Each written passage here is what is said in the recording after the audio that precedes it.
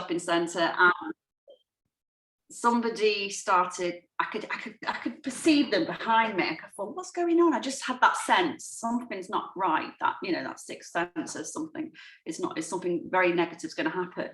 And I turned around, this very tall man was standing up, looking at me, jeering at me, pointing to my scarf. I kind of went quite, in my head, I couldn't hear what he was saying. All I could see was his mouth moving, and he was pointing at me and saying all these things. And my children were with me. My husband wasn't there.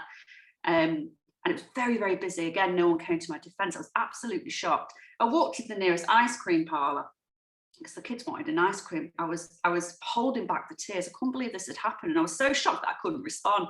And the man behind the booth was from, I don't know, Turkey or Kurdish or some Middle Eastern. He went, oh, he's seen the whole thing going on. Oh, what's wrong? He said, oh, this happens all the time. Oh, don't worry about it. You know, he was used to it. Just get over it. It's all right. And I thought that was even worse. Yes, and it is. you know, I thought, hang on a minute, you devalidated my experience, but I've not really experienced this much hostility before from a white person as well. I thought, how very dare you? You know? Yeah. And it was shocking and horrible. And the children remember that. They always talk about it. And all the time shouting across car parks of supermarkets in very, very white areas. I'm in a very white middle class area here.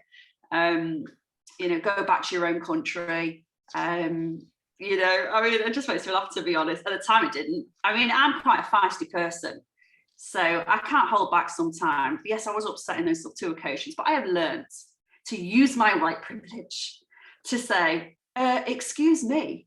And I've actually stood up and said, and this is my effing country, you know. And one thing, like, the kids were in the car once and we were outside an Islamic school, and oh dear golly, I did say, you know, this woman, get these bloody Muslims and get back to your own country. And I just turned around and went, oh, beep, beep, peace out, you know. And the kids now, they will not shut up about it. They're like, oh, Mum, remember that time you told that woman to piss off? And I think, sorry for the expletives, but, you know, sometimes it just deserves a reaction, Joanna. It just deserves a reaction, because there's times when it's been shocking and I can't believe I'm being exposed to it, but there's other times where I think, no, that's not acceptable. I don't think any of those situations is acceptable. None of them. But what's interesting to me is that not only you, not only me, we're laughing at those situations now because they are uncomfortable, but also because others, they're turning it into a joke. So just before the seminar, I was making some surveys in the groups, reverts groups, and it is quite normal for us turn it into a joke. So if somebody laughs at us, oh, do you got a bump underneath, or are you going on jihad, or oh, are you one of the Taliban, you know, any of those, we sort of talk about it and we have this nervous laugh. Have you noticed, Georgina? Yeah. It's not funny that I am pushed to the limit and I have to stand in the middle of the street and start swearing. It's not me. It's not fair. Yet that's who I become. And I'm doing it to my race, or should I say X-race, because that's what's coming at me. It's not normal. It's not a joke. Yet making those jokes actually is one of our self-protective mechanisms, I think. Absolutely.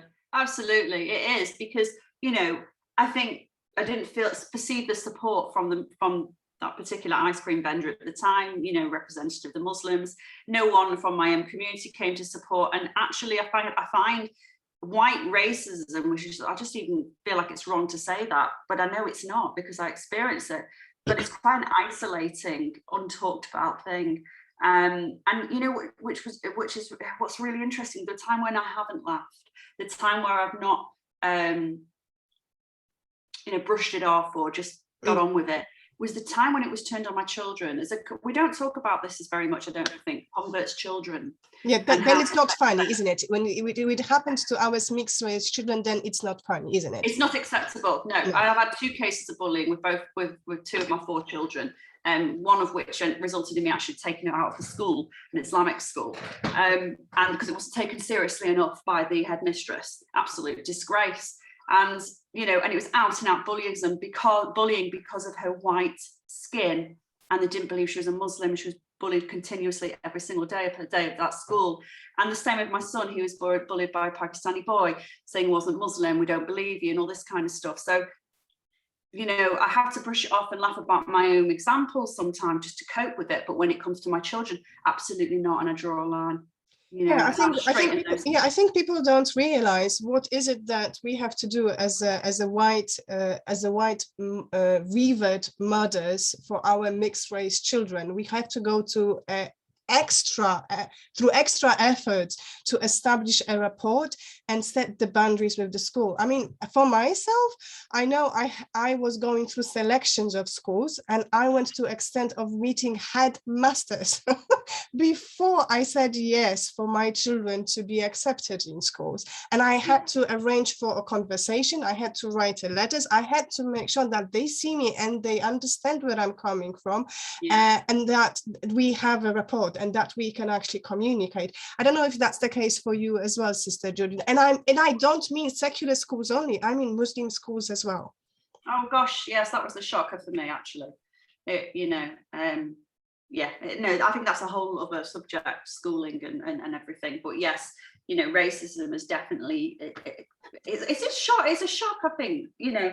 And part of me, and we'll talk about this maybe in a bit, about, you know, finding the positives of this and not being a victim. I don't see myself as the victim. I really, or my children at all. I just see it sometimes as, you know, okay, this is not acceptable. I'm going to speak about it. I'm going to try and do something about it.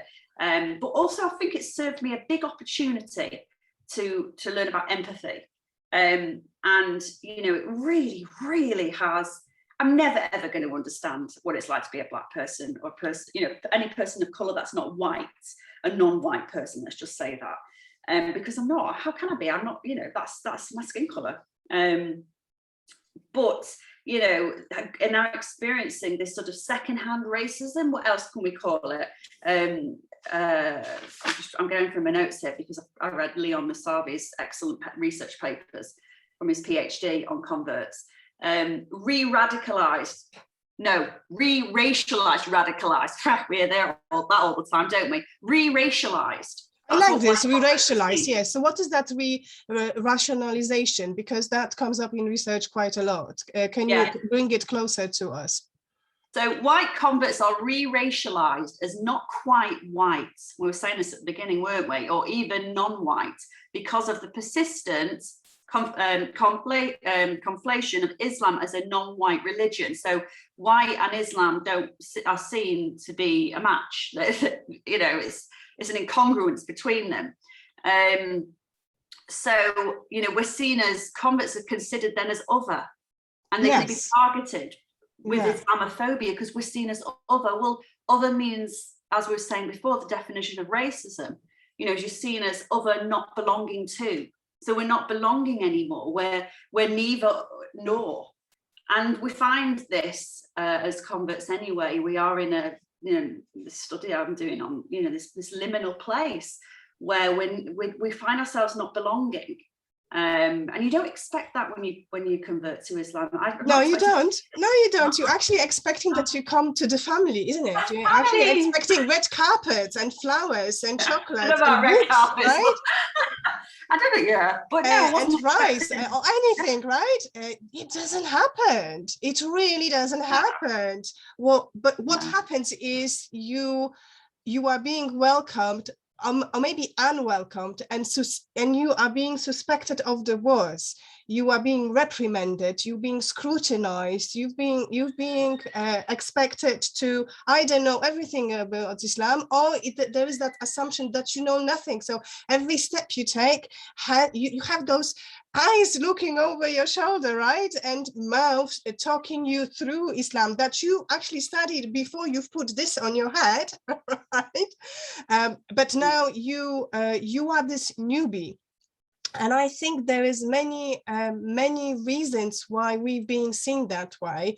And I think you agree with me that one of those reasons is the history and economics and this whole colonialism that is on our backs, historically speaking. Would you agree with that, Sister Georgina? Yeah. I would, and I think I'm quite open and you know, and okay with myself to even say that I don't think it's on my back. I think it's in my genes.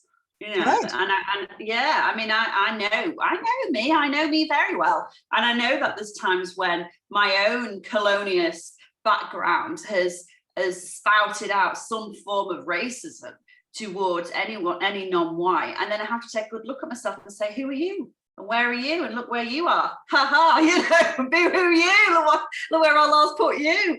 Because it comes out. So yes, it is on our back. And I don't want to have to be an is that the word, apologizer? Apologetic for, you know, the disgusting atrocities of, you know, grandfathers and what have you. And I've had some terrible arguments with family members. Oh gosh, and I wish I'd never started it. Most of them are departed now, over, you know, the history of whiteness and oppression and what have you, and colonialism. But I think it does carry through in our genes, whether we like it or not, because we're raised. Well, I know that I've been raised in those atmospheres where it's not something you talk about. We don't inherit, you know, you're not at the dinner tables being racist, but it's just in there as if there's some superiority, you know. And I found this incredibly difficult and quite harrowing, actually. When you perceive it, it's not something you hear, it's something you feel. I think it's in within, and